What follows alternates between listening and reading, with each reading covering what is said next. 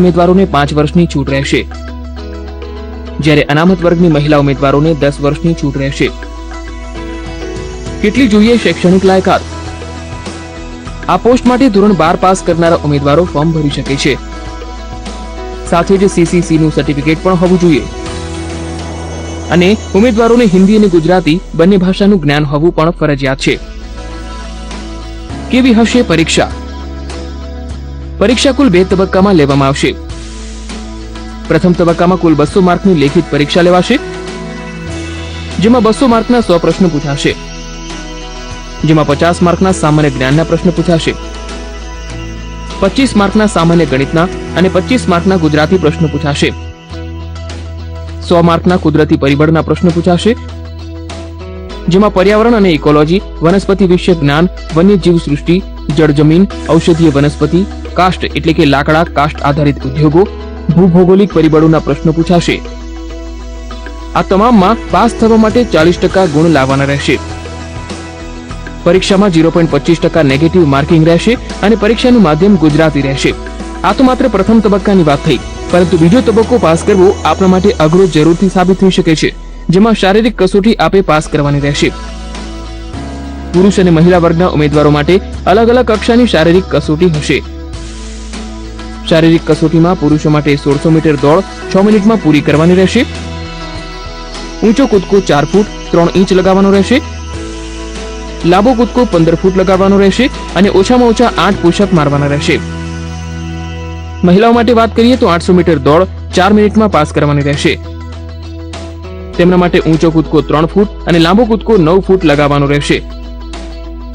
બંને કસોટી પાસ કરનાર ઉમેદવારોએ વોકિંગ ટેસ્ટ આપવાનો રહેશે, જેમાં પુરુષ ઉમેદવારે 25 કિલોમીટર 4 કલાકમાં ચાલવાનું રહેશે, જ્યારે મહિલાઓએ 4 કલાકમાં 14 કિલોમીટર ચાલવાનું રહેશે. પરીક્ષા ફીની વાત કરીએ તો 100 રૂપિયા ફોર્મ ફી રહેશે અને 12 રૂપિયા પોસ્ટ ચાર્જ રહેશે. પગારની વાત કરીએ તો 5 વર્ષ માટે 10,000 ફિક્સ પગાર અને ત્યારબાદ ફૂલ પગાર મળશે. પરીક્ષા રાજ્યના વન વિભાગ દ્વારા લેવામાં આવશે. બ્યુરો રિપોર્ટ, સંદેશ ન્યૂઝ.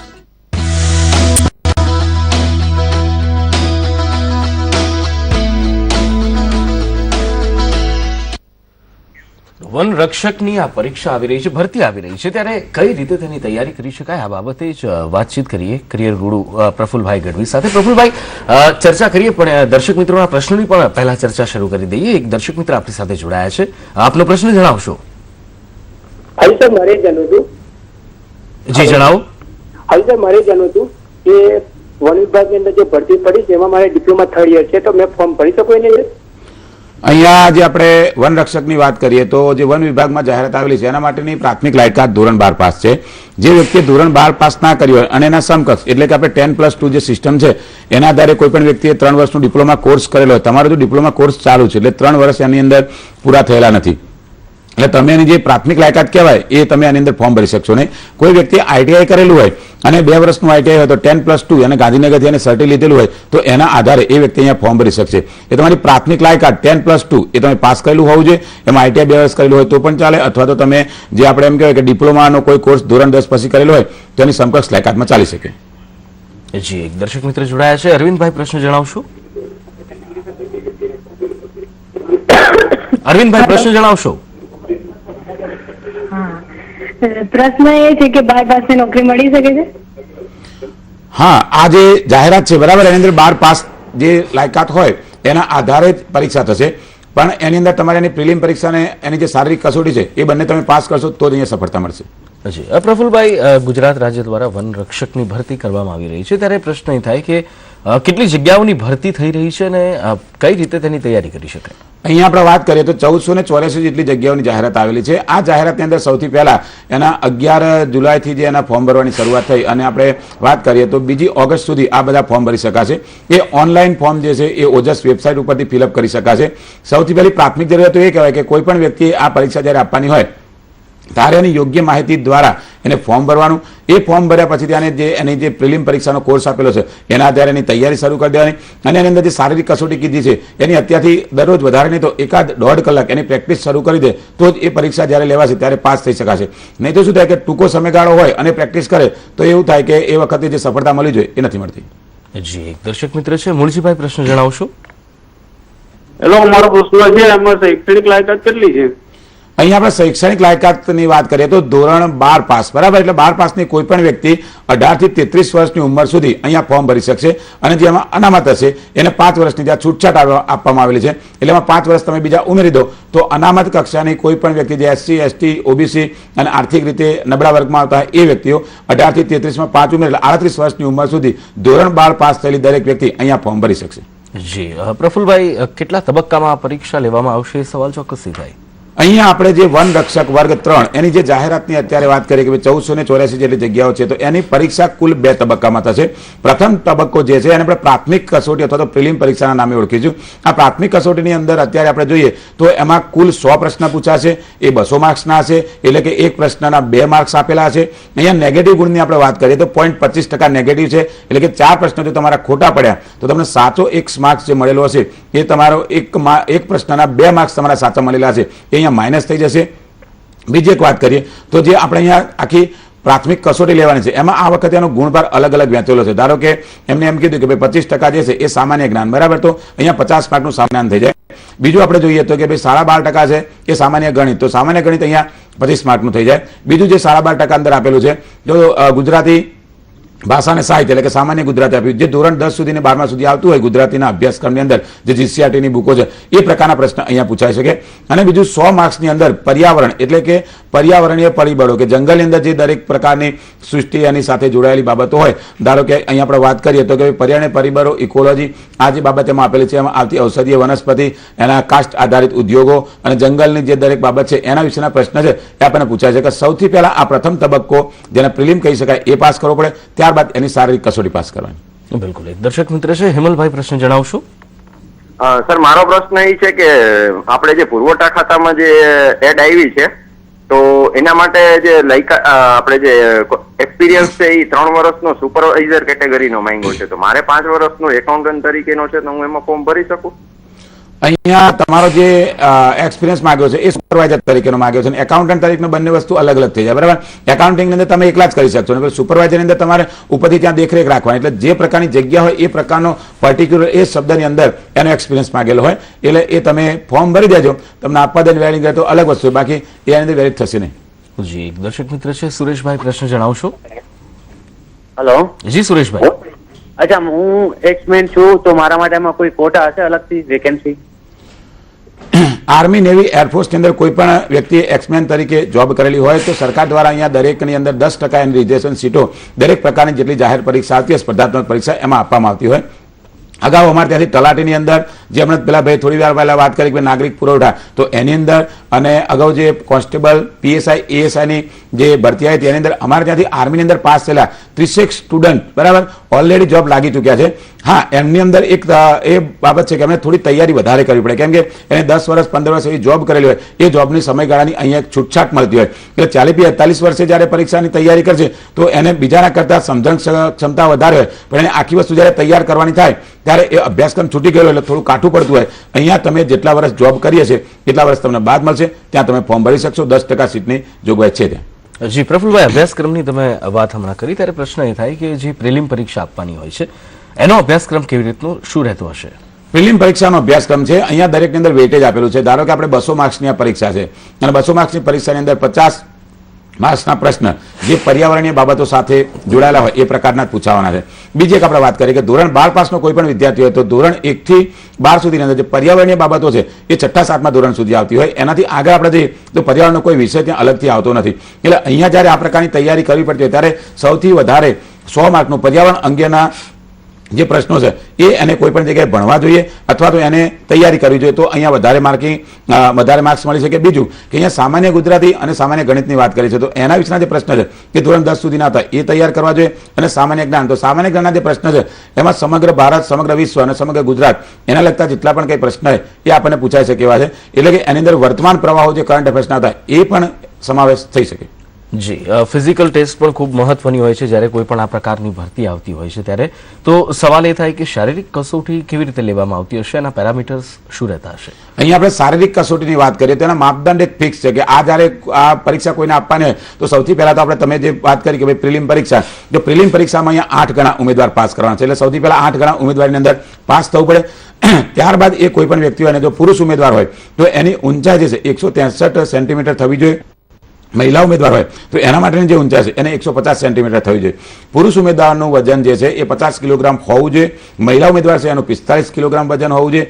બીજી વાત કે આ એની પ્રાથમિક જરૂરિયાત, એની સાથે એને આ પરીક્ષા પ્રિલિમ પરીક્ષા પાસ કર્યા પછી એના અહીંયા જે 1600 મીટરની દોડ આપેલી છે એ પુરુષ ઉમેદવારે 6 મિનિટની અંદર પૂરી કરવાની હોય, જ્યારે મહિલા ઉમેદવારને 4 મિનિટની અંદર પૂર્ણ કરવાની હોય. એટલે આ પ્રેક્ટિસ કરી હોય 2 કે 3 મહિના તો જ આ દોડ પૂરી થઈ શકે છે. બાકી જો પ્રેક્ટિસ ના કરી હોય અને બારોબાર દોડવા જાય તો ભૂતકાળની અંદર ઘણા ઉમેદવારો વનરક્ષકની પરીક્ષા પીએસઆઈમાં, એએસઆઈમાં, કોન્સ્ટેબલમાં શારીરિક કસોટીની અંદર નિષ્ફળ ગયેલા છે. બીજી એક વાત કરીએ તો અહીંયા લાંબો કૂદકો આપેલો છે, ઊંચો કૂદકો આપેલો છે, રસ્સાચડ આપેલી છે, એ 18 ફૂટ જેટલી રસ્સાચડ. હવે આની તો કોઈ દિવસ કોઈ પ્રેક્ટિસ કરતું ના હોય અને ધોરણ 12 પાસનો જે ઉમેદવાર હોય એને રીતસરની રસ્સાચડની રોજ રેગ્યુલર 1-2 વખત પ્રેક્ટિસ કરવી જોઈએ. જો 2-3 મહિના પ્રેક્ટિસ કરે અને શારીરિક કસોટીની અંદર પાસ થાય તો અહીંયા પાછો બીજો એક નવો માપદંડ શારીરિક કસોટીનો આપેલો છે કે જે વ્યક્તિ પ્રિલિમ પરીક્ષામાં પાસ થયા હોય, શારીરિક કસોટીમાં પાસ થયા હોય અને પુરુષ ઉમેદવાર હોય તો એ વ્યક્તિએ અહીંયા આપણે વાત કરીએ તો 4 કલાકની અંદર 25 કિલોમીટર ચાલવાની વાત કરીએ, એટલે વોકિંગ ટેસ્ટ આપવાનો. જો એ 4 કિલોમીટરમાં 25 કલાક ચાલી શકતા નથી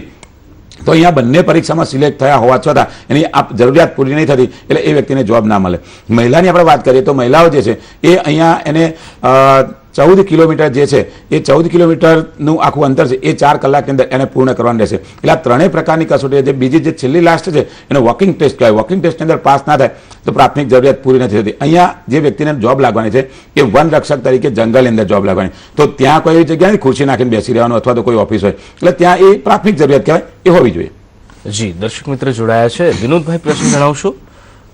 હા સાહેબ, આમાં જે ઓલું સીસીસી નું સર્ટિફિકેટ માંગ્યું છે. હા હેલો, જી જણાવો. હા, સીસીસી નું જે સર્ટિફિકેટ માંગ્યું છે આમાં, બરાબર? જી તો એ આપણે ઈ લોકો તો બીજું તો માન્ય રાખતા નથી, બરાબર? જી કે જે ગવર્મેન્ટ આપણે જે કોર્સ કરેલો હોય તો જ માન્ય રહીએ કે ભાઈ દાખલા તરીકે આપણે 10માં 12માં જે આવ્યું હોય તો માન્ય રહે, અથવા ગવર્મેન્ટ કોલેજની અંદર ઓલા સૌરાષ્ટ્ર યુનિવર્સિટી છે એનું જ માન્ય રહે છે કે ગમે પ્રાઇવેટ સંસ્થાનું કે કોઈ બીજી જગ્યાએ આપણે કોર્સ કર્યો હોય એ પણ માન્ય રહે?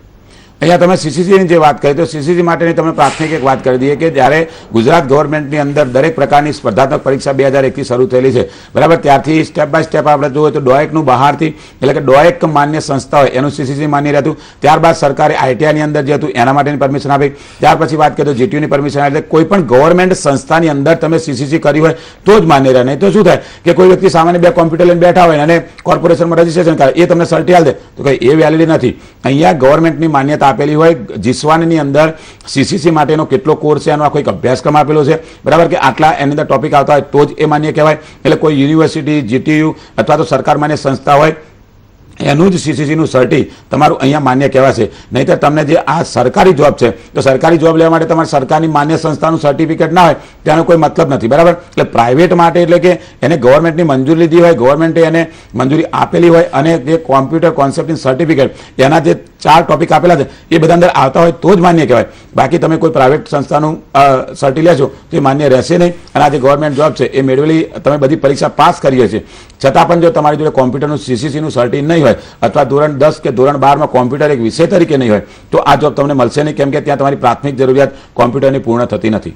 જી એક દર્શક મિત્ર છે નિલેશભાઈ પ્રશ્ન જણાવશો? હેલો, હા નમસ્કાર સર. નમસ્કાર, બોલો.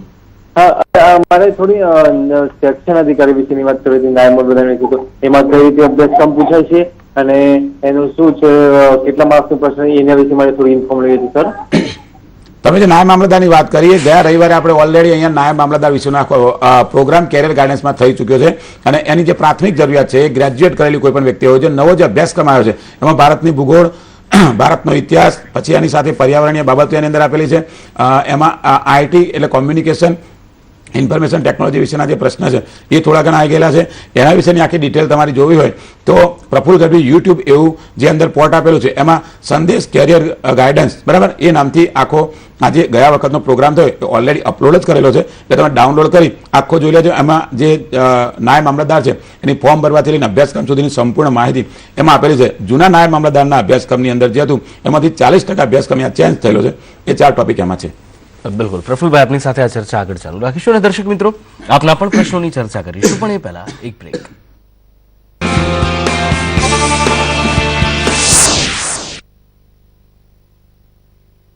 માત્ર આયુર્વેદિક ફેસ ક્રીમ અને ફેસ વોશ, કારણ કે આમાં છે 12 ખાસ આયુર્વેદિક જડીબूटियों संतुलित मिश्रण. આ કોઈ कॉस्मेटिक नहीं, आयुर्वेदिक औषधि છે.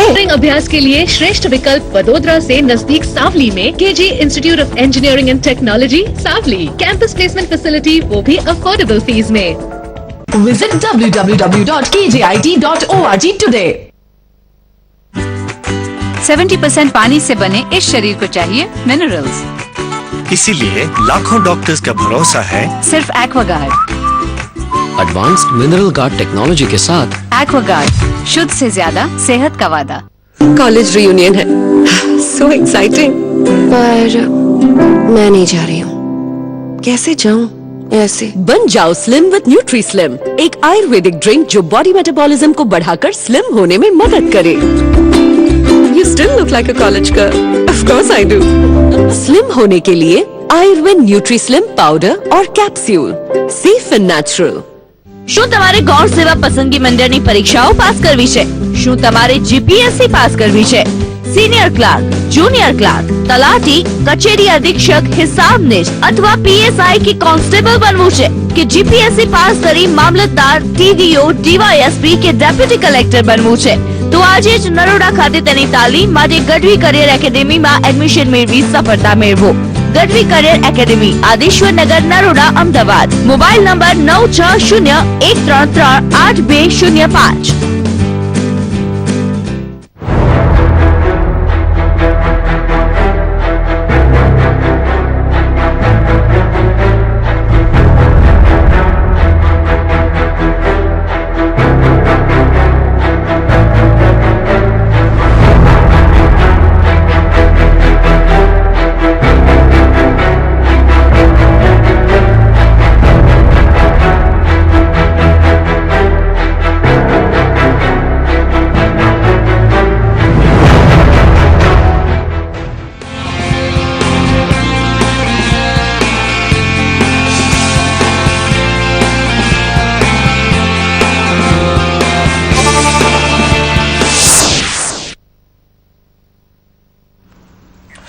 Welcome back. કરિયર ગાઈડન્સમાં ચર્ચા કરી રહ્યા છીએ કરિયર ગુરુ પ્રફુલ્લ ગઢવી સાથે અને દર્શક મિત્રોના પ્રશ્નોની ચર્ચાને આગળ વધારી. એક દર્શક મિત્ર જોડાયા છે.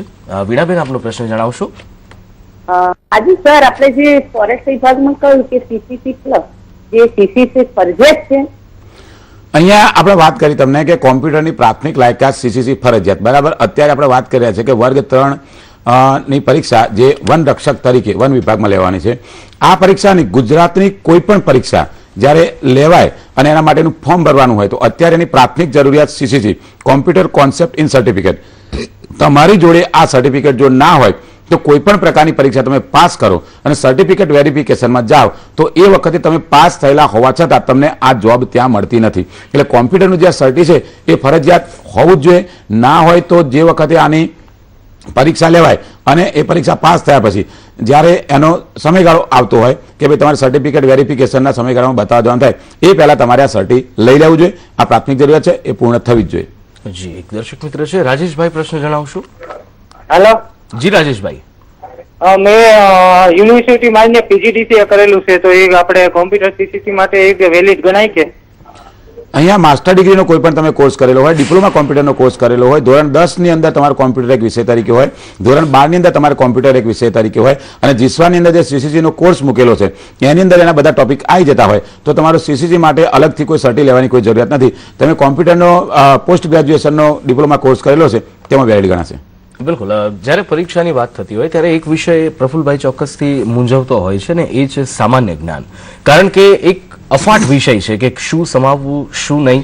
પણ ક્યાંક ને ક્યાંક એક દાયરો સીમિત કરવામાં આવતો હોય છે દરેક પરીક્ષામાં. તો જ્યારે વનરક્ષકની પરીક્ષા છે ત્યારે સામાન્ય જ્ઞાનની તૈયારી કઈ રીતે કરી શકાય?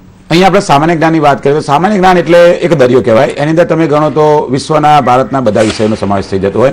આમ જનરલી ગણવા બેસીએ તો એના 50 થી 60 જેટલા અલગ અલગ ટોપિક થાય. એટલે ધારો કે અહીંયા જે વનરક્ષકની આ જે પરીક્ષા છે એના પ્રશ્ન વિષયમાં તૈયારી કરવી હોય જો સૌથી પહેલા ભારતના ઇતિહાસના જે પ્રશ્ન કે ભાઈ પ્રાચીન ભારત, મધ્યકાલીન ભારત અને આધુનિક ભારત, તો એમાં જે મહાન વ્યક્તિઓ, ધારો કે પ્રાચીન ભારત આપણે ગણીએ તો ભાઈ રામાયણ મહાભારતનો સમયગાળો હતો, સિંધુ ખીણ સંસ્કૃતિનો સમયગાળો હતો, ત્યારબાદ જે કનિષ્ક એ જે પ્રાંતીય રાજાઓની અંદર બન્યું એ પ્રકારના અશોક જે છે, ચંદ્રગુપ્ત મૌર્ય હતા, એના સામાન્ય પ્રશ્ન પૂછાય. એના વિદ્વાનો હતા કે ભાઈ ચાણક્ય, તો એ પ્રકારના પ્રશ્ન પૂછાતા. મધ્યકાલીન ભારતની આપણે વાત કરીએ તો એ સમયગાળામાં સલ્તનત કાળ, મુઘલ કાળ, મરાઠા કાળ જાય તો અકબર વિશેના કેવા તેવા જે અંદર કોઈ પ્રશ્ન આવતા હોય, બરાબર, મહારાણા પ્રતાપના જે પ્રશ્ન હતા, આવા બધા પ્રશ્ન આપણને પૂછાય. બીજું આપણે જે 1857 વિપ્લવ થયો ત્યાં મંગલ પાંડેથી શરૂઆત કરીને આખો જે સ્વાતંત્ર્ય સંગ્રામ ચાલ્યો અને ગાંધી બાપુ સુધી 1947, બરાબર, ત્યાં સુધીના બધા જે પ્રશ્ન આવતા એ પૂછાય. આ પ્રકારે જે જીઓગ્રાફી છે એટલે ભારતની ભૂગોળના અંદર જે પ્રશ્ન અલગ અલગ પ્રકારના આવતા હોય એ આપણને પૂછાય. એટલે ભારતનો આખો ક્ષેત્ર વિસ્તાર, ઉત્તર ભારત, દક્ષિણ ભારત, મધ્ય ભારત, એમાં આવતી નદીઓ, ગંગા નદી, આ મેદાનો, આવા બધા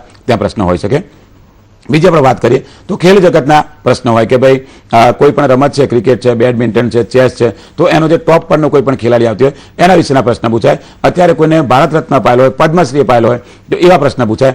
ભારતના વડાપ્રધાન, ભારતના રાષ્ટ્રપતિ અને ગુજરાતના મુખ્યમંત્રી એમને અન્ય કોઈ દેશની મુલાકાત લઈ કોઈ કરાર કર્યા હોય જેનાથી ભારત દેશને ફાયદો થતો હોય અને બહુ ચર્ચામાં હોય તો એ પ્રકારના આવા જે બધા પ્રશ્ન છે એ સામાન્ય જ્ઞાન તરીકે પૂછાઈ શકે.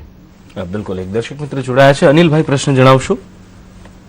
હાજી સર, આપણે ટ્રિપલ સી નો સર્ટિફિકેટ ને બદલે બીસીએ કમ્પ્લીટ તો ચાલે? અહીંયા આપણે ટ્રિપલ સી ની જે વાત કરી એ ટ્રિપલ સી એટલે કોમ્પ્યુટર કોન્સેપ્ટની સર્ટિફિકેટ. એનો મતલબ એવો થાય કે ધોરણ 10 પાસ જે છે એની સમકક્ષમાં જે બીજું બધું જ્ઞાન આવતું હોય એટલું કોમ્પ્યુટરનું જ્ઞાન. એટલે તમે બીસીએ કર્યું છે, તમારે ગ્રેજ્યુએશન લેવલ થઈ ગયું, એ ત્યાં ચાલશે. બિલકુલ પ્રફુલભાઈ, આ ચર્ચાને આપની સાથે ચાલુ રાખશું. દર્શક મિત્રો, આપના પણ પ્રશ્નોની ચર્ચા કરીશું, પણ એ પહેલા વધુ એક બ્રેક.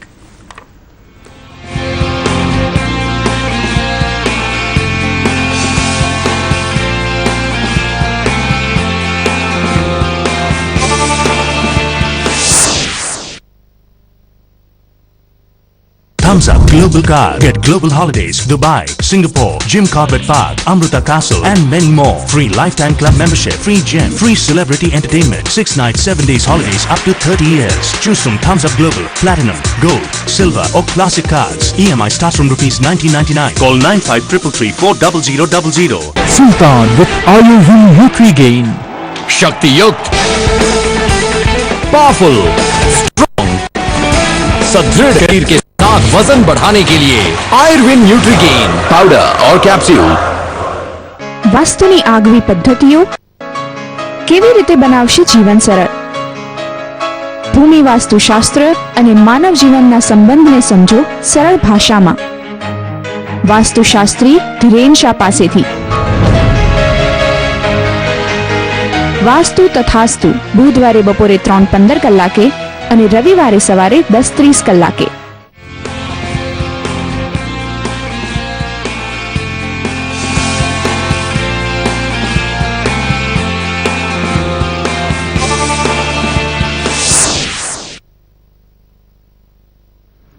Welcome back. કરિયર ગાઈડન્સમાં ચર્ચા કરી રહ્યા છીએ કરિયર ગુરુ પ્રફુલ ગઢવી સાથે. પ્રફુલભાઈ, જે પ્રમાણેનો વિષય આપણે સામાન્ય જ્ઞાનની વાત કરી, એ જ પ્રમાણે એક બીજો વિષય કે જેનાથી ખાસ કરીને વિદ્યાર્થીઓને ભય વધારે લાગતો હોય છે તે છે ગણિતનો. તો આ વિષયની તૈયારી કેવી રીતે કરી શકાય, શું ગાઈડન્સ આપશો? અહીંયા આપણે એક વાત કરીએ કે ભાઈ સામાન્ય ગણિત છે, બરાબર, અને ધોરણ 12 પાસનો કોઈ પણ વિદ્યાર્થી જ્યારે પરીક્ષા આપતો હોય તો 12 સાયન્સનો જો સ્ટુડન્ટ ના હોય તો લગભગ એ ગણિતનો ઓપ્શન કાઢવાનો પ્રયત્ન કરતો હોય. એ વિચારે કે આ દાખલા ગણવાથી 1 કલાકનો સમયગાળો જે આપેલો હોય અને એની અંદર પેપર પૂર્ણ થશે કે કેમ. એટલે અહીંયા આપણે વાત કરીએ કે ધોરણ 12 પાસ પ્રાથમિક લાયકાત છે, એટલે એની અંદર જ્યારે પરીક્ષા લેવાતી હોય તો ધોરણ 10 સુધીનું જેટલું ગણિત એ ભણેલા હોય એના વિશેના એના પ્રશ્ન પૂછાશે, બરાબર. એટલે આપણે જે 5મું, 6ઠું, 7મું, 8મું આ જે જીસીઆરટીના જે ગણિતના પુસ્તકો છે એના જે ઉદાહરણો આપેલા હોય એ ઉદાહરણો અહીંયા તૈયાર કરવા જોઈએ. એવા સામાન્ય કક્ષાના ત્યાં પ્રશ્ન હોય, ગણપત, ક્ષેત્રફળ, વર્તુળ, પરિઘ, આવા બધા એક સામાન્ય પ્રશ્ન હોય અને એની અંદર નફો ખોટ અને સરાસરીના આવા બધા અંદર જે 10મા ધોરણ સુધીના પ્રશ્ન આવતા હોય એ પ્રકારના પ્રશ્નો હોય. પણ ધોરણ 12 પાસ કોઈ વ્યક્તિ હોય, આર્ટ્સ કોમર્સનો હોય, ત્યારે આર્ટ્સ કોમર્સ ત્યારે જ લીધું હોય કે જ્યારે એને ગણિત ના ફાવતું હોય. એટલે ગણિત અહીંયા જે આપણે ગણીએ તો કે ભાઈ 12.5% વેટેજ અને 25 માર્ક્સનું આપેલું છે, એટલે એની થોડી ઘણી જો તૈયારી વિદ્યાર્થી પૂરેપૂરી નહીં, આપણે એમ કહીએ કે થોડી ઘણી તૈયારી કરે તો એમાંથી એને 15 કે 17 જેવા માર્ક્સ મળે તો અહીંયા એ મેરિટમાં જલ્દી આવી શકે. એટલે રોજ એને એક બે ચેપ્ટરના એને 10-15 દાખલા જે છે એ જાતે જ ગણતા રહેવું જોઈએ, કેમ કે ગણિત એક પ્રકારનો મહાવરો છે અને ગણિતની અંદર જાતે દાખલા ના ગણીએ તો ઓબ્જેક્ટિવની અંદર જે 1 કલાકનો ટાઈમ આપેલો હોય ત્યાં ખરેખર ટાઈમ ગણિત ગણવા જઈએ તો ખૂટતો હોય છે. બિલકુલ પ્રફુલભાઈ, જો વાત કરવામાં આવે આ જ રીતે ભાષાના વિષયોની, તો ભાષાના વિષયોની તૈયારી કેવી રીતે કરવી? ભાષા જેને આપણે સામાન્ય ગુજરાતી કહીએ છીએ તો ધોરણ 10મા સુધી અને 12મા સુધી જે ગુજરાતી છે એની અંદર અલગ અલગ બધા જે કવિઓ હોય, લેખક હોય, એમની કૃતિઓ આપેલી હોય અને દરેકમાં તમે જોજો કે કોઈ પણ જે જીસીઆરટીની બુક હોય એની અંદર જ્યારે ગુજરાતી વિષયની જે બુક છે પાઠ્યપુસ્તક મંડળની, એમાં ઉપર કોઈ લેખકનો પરિચય આપેલો, ધારો કે નરસિંહ મહેતા છે, મીરા છે, એમની કોઈ કવિતા અથવા એમનું કોઈ પદ આવ્યું તો એના વિશેની સંપૂર્ણ લેખકની માહિતી આપેલી હોય. એના સિવાય અન્ય કોઈ મધ્યકાલીન સાહિત્ય પછી આધુનિક ગુજરાતી સાહિત્યના લેખક હોય તો એની પૂર્ણ માહિતી આપેલી હોય. કોઈને રણજીતરામ સુવર્ણચંદ્રક મળેલો છે તો એના અંગેની માહિતી આપેલી હોય. તો આ બધી જે માહિતી છે એ માહિતી એકઠી કરવી. ધોરણ 10મા-12મા સુધીના જ પ્રશ્ન પૂછાતા હોય એટલે એ અહીંયા અને એની સાથે સામાન્ય ગુજરાતી કીધું છે તો આ સાહિત્યના 2-5 પ્રશ્ન હોઈ શકે ત્યાં. અને બીજું કે ભાઈ કહેવતો, રૂઢિપ્રયોગો, છંદ, અલંકાર, સમાસ, એના જે સાદા અમુક પ્રશ્નો જે 12 પાસ લેવલની પરીક્ષા લેવાય હોય એમાં જોઈએ તો ધોરણ 10ની અંદર જે છંદ, અલંકાર, રૂઢિપ્રયોગ, જોડણી અને કહેવતો આવતી હોય એ પ્રકારના 1-2 પ્રશ્નો હોય. ધોરણ 10મા સુધીની તૈયારી અહીંયા કરેલી હોય અને એની ઉપરથી જે ગુજરાતી ભાષા છે એ 12મા ધોરણ સુધીની તૈયારી કરતો એ ત્યાં એકના એક જેવું લાગતું હોય એટલે ત્યાં કોઈ બહુ મોટો ડિફરન્સ નથી આવતો. એની તૈયારી કરવાથી અહીંયા વધારે સફળતા મળે. બિલકુલ. કુદરતી પરિબળો અને જો પર્યાવરણની વાત કરવામાં આવે તો આ બાબતે શું કહેશો, કેવી રીતે તૈયારી કરવી? અહીંયા જે કુદરતી પરિબળ અને પર્યાવરણની આપણે વાત કરીએ તો આ એક જે ટોપિક છે ને એ ખરેખર આ જે પરીક્ષા આપવાના એ બધા જ વિદ્યાર્થીઓ માટે નવા જેવો ટોપિક, કેમ કે પર્યાવરણ 6ઠા-7મા ધોરણ સુધી ભણ્યો હોય એ 8મા ધોરણ પછી એનો સબ્જેક્ટ ચેન્જ થઈ જતો. 8મા ધોરણ પછી 8, 9, 10માં ક્યાંય પર્યાવરણ આવતું નથી, બરાબર? એટલે એને 3 વર્ષનો લાંબો સમયગાળો એને છૂટી ગયો. એટલે પર્યાવરણ જે વિષય છે એ કોઈ ક્લાસીસ હોય અથવા તો અન્ય કોઈ એના ટીચર હોય કે અન્ય કોઈ વ્યક્તિ તૈયારી કરાવે તો એની સાથે તૈયારી કરાવે. ધારો કે અમે લોકો જીપીએસસીની અંદર આખો પર્યાવરણનો ટોપિક જતો પ્રિલિમ પરીક્ષામાં ભણાયો હતો. હવે બીજી કોઈ ગૌણ સેવાની પરીક્ષાની અંદર આ જે તે વખતે નહોતો. હવેની બધી ગૌણ સેવાની પરીક્ષાઓ લેવા અથવા તો કોઈ વન વિભાગની કોઈ પરીક્ષા લેવા એમાં પર્યાવરણનો સબ્જેક્ટ ઉમેરાતો થયો. એટલે જે 12 પાસ વ્યક્તિ આપવાનો એને આ 100 માર્ક્સ આખા એટલે કે 50% અહીંયા વેઇટેજ એનું આપેલું છે. એટલે પર્યાવરણની જે એના કુદરતી બાબતો એટલે ભૂભૌગોલિક બાબતો કે ભાઈ જે પર્યાવરણ અંગેની કઈ બાબતો જરૂરિયાત છે, ગ્લોબલ વોર્મિંગ કયા પ્રકારનું થયું, પર્યાવરણની અંદર જે ઇકોલોજી સિસ્ટમ છે તો એના પ્રાથમિક બધા તબક્કા કે ભાઈ ધીમે ધીમે પર્યાવરણમાં ડેવલપમેન્ટ કયા પ્રકારનો થયો, અત્યારે કયા પર્યાવરણના પ્રોબ્લેમ રહેલા જેના ઇન્ટરનેશનલ લેવલે રેગ્યુલરની ચર્ચા થતી હોય, ટીવીની અંદર પર્યાવરણ વિશેની જેટલી પણ કંઈ જાહેરાતો આવતી હોય, ન્યૂઝપેપરની અંદર જે પણ કોઈ એના વિશે સરકારની પર્યાવરણની યોજનાઓ આવતી હોય, આ દરેક બાબતની તૈયારી કરવાથી અહીંયા 100 માર્ક્સમાંથી સૌથી વધારે માર્ક્સ મેળવી શકાય. જી પ્રફુલભાઈ, આ સમગ્ર ચર્ચામાં આપ અમારી સાથે જોડાયા, સંદેશ ન્યૂઝના દર્શક મિત્રોને આપે માર્ગદર્શન આપ્યું એ બદલ આપનો ખૂબ ખૂબ આભાર. Thank you. આ સાથે કરિયર ગાઈડન્સમાં અત્યારે બસ આટલું જ. સમાચારોની ગતિવિધિઓ માટે ખાસ જોતા રહો સંદેશ ન્યૂઝ. નમસ્કાર.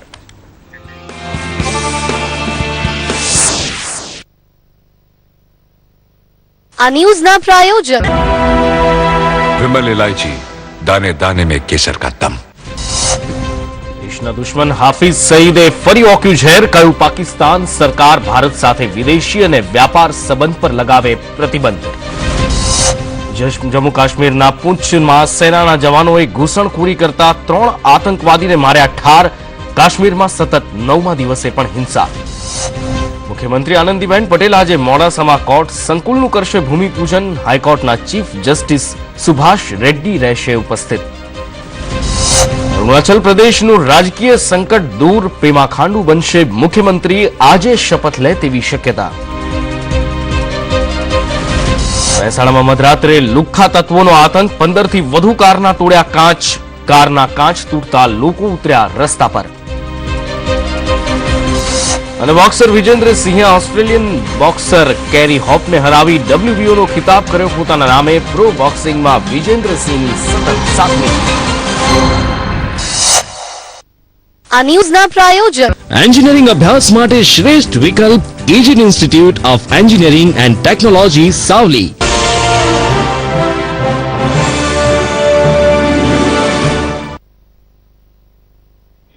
Hello all the lovely viewers and welcome to lights camera action. હું આપની એન્ટરટેનમેન્ટ એન્જલ કિન્નરી. આજની એન્ટરટેનિંગ જર્નીમાં કરીશું વાત જક્કાસ મેન અનિલ કપૂર પર ભારી પડેલા તમાશાની.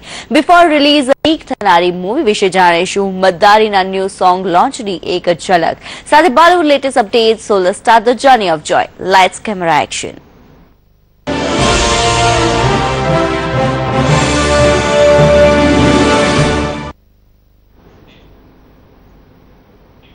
બોલિવૂડના જક્કાસ મેન ફોર એવર યંગ એવા અનિલ કપૂર હંમેશા પોતાના એનર્જેટિક અંદાજના કારણે રહેતા હોય છે ચર્ચામાં. પર ભૈયા ધીસ ટાઈમ અનિલનું પોતાના શો માટેનું ઓવર એક્સાઇટમેન્ટ તેમને પડ્યું છે ભારી. કઈ રીતે ચાલો બતાવીએ તમને.